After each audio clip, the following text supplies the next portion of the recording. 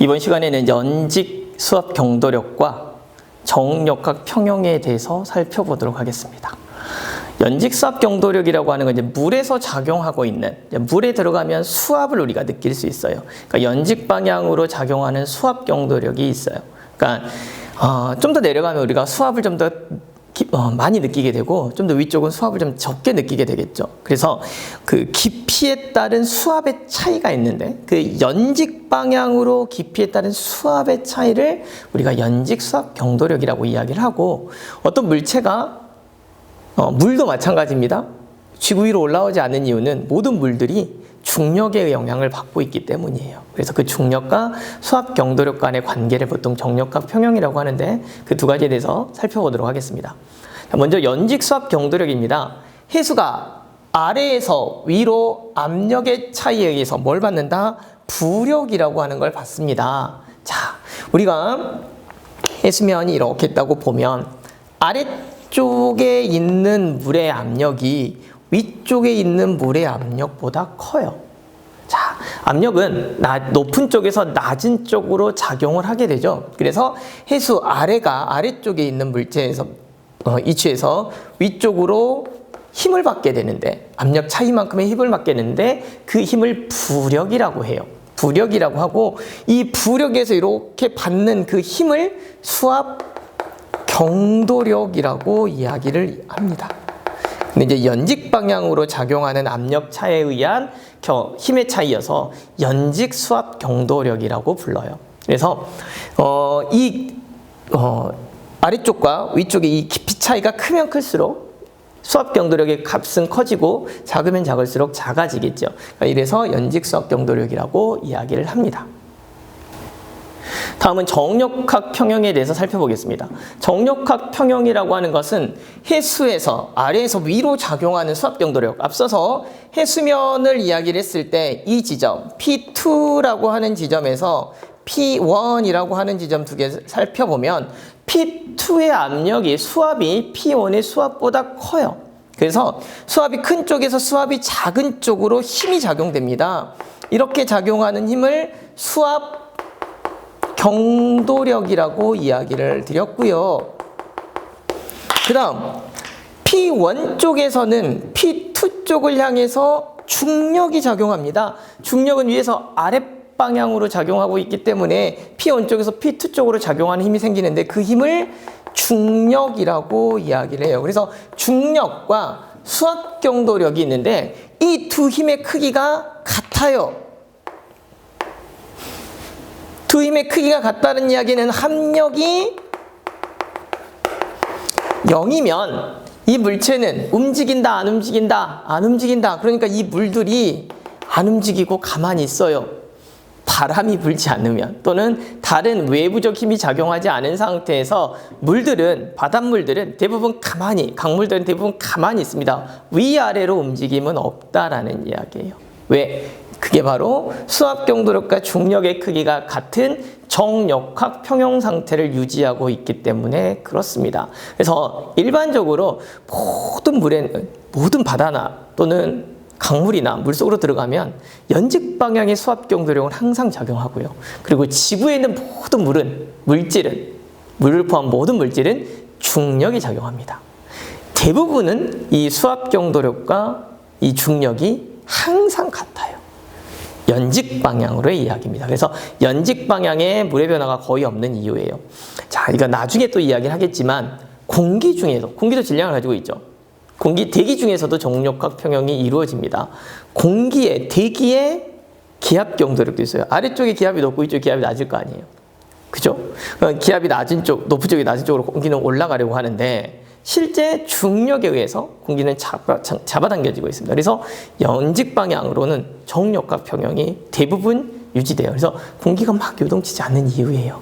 그때 다른 힘들, 외부 힘들이 작용하면서 변화가 조금 생기긴 하지만, 어쨌든 수압 경도력과 중력은 항상 같은 뭘 유지하고 있다? 정력학 평형을 유지하고 있다. 이렇게 말씀드릴 수 있습니다. 정력학 평형식을 유도를 해서 연직 수압 경도력과 중력의 크기가 같음을 한번 증명해 보도록 하겠습니다. 자, 우리가 이제 연직 방향으로 이렇게 물기둥이, 물덩어리가 있다라고 이야기를 합시다. 그래서 이 위치에서 받는 물덩어리의 압력이 P2, 이 위치에서 받는 물덩어리의 압력이 P1이라고 이야기를 하면 당연히 P2가 P1보다 압력이 커요. 그렇죠? 왜냐하면 요만큼의 델타 H가 높이만큼의 압력이 더 작용을 할 테니까. 압력이라고 하는 건 힘에 대한 단위 면적당 받는 힘을 말하죠. 그래서 우리가 이 물덩어리의 단위 면적을 A라고 이야기를 하면 P2는 P1이 받는 것보다 이만큼이 더 더해지죠. 그럼 요 물체가 갖는, 물의 덩어리가 갖는 중력을 이 물덩어리의 질량을 M이라고 가정을 하고, 몰라요. 측정을 하기가 어려우니까. 그러면 중력은 질량 곱하기 가속도야. 그래서 여기다가 이 물덩어리의 질량에다가 중력을 곱해. 그리고 단위 면적 A로 나눠주면 이게 압력이죠. 이 물덩어리가 갖는 압력이에요. 자, 그래서 P2는 P1이 그동안 받은 압력에다가 요만큼의 압력을 더 받은 거야. 그래서 단위 면적이 자, 그렇게 해서 P1과 P2의 차이를 수압경도력이라고 하니까 P1-P2가 넘어가면 마이너스 A분의 mg라고 이야기를 해요. 보통은 이걸 수압경도력이라고 이야기를 합니다. 델타 P라고 이야기를 하는데, 물론 P2가 커요. 그래서 P2에서 P1을 빼면 이건 플러스 값이 나와요. 근데 이제 보통 1, 2 이렇게 편의상 이렇게 쓰니까 어쨌든 P1 지점에서의 압력과 P2 지점에서의 압력 차이, 이게 수압경도력이에요. 연직 방향. 그러면 그게 중력과 같으냐? 단위 면적을 1로 놓으면 mg, 중력과 같아요. 자, 그런데 우리는 m값을 알 수 있어요. 덩어리를 지을 수 있어요. 질량 측정 못하지. 그러니까 이제 우리가 알 수 있는 것들로 이야기를 해보자는 이야기예요. 그래서 정력각 평형식이 맞다라고 하는 것을 증명을 한번 해보도록 합시다. 자, 우리는 밀도는 부피분의 질량이니까 질량은 밀도 곱하기, 그죠? 부피라고 이야기할 수 있어요. 로분의 V, 밀도 곱하기 V라고 이야기를 할 수 있습니다. 여기까지 이해되셨죠? 자, V는 부피죠. 부피는 어떻게 계산해요? 부피라고 하는 녀석은 부피는 밑넓이 곱하기 높이. 밑넓이가 뭐야? A. 높이는 뭐야? 델타 H. 자, 이제 우리가 아는 값들로 다 적을 거예요. 그래서 P1-P2는 A분의, 그 다음에 mg라고 돼 있네. m 대신에 로 v, v 대신에 a. 그러면 마이너스 로, 그 다음에 v, m 대신에 이거 쓸 거예요. v 대신에 a 델타 h g 이렇게 쓸 수 있겠다. 그죠? 그리고 a 썰면 P1-P2가 마이너스 로 델타 hg가 됩니다. 여기까지 이해되셨죠? 자, 그러면 우리가 아는 건 뭐냐면 물의 밀도 알지? 그죠?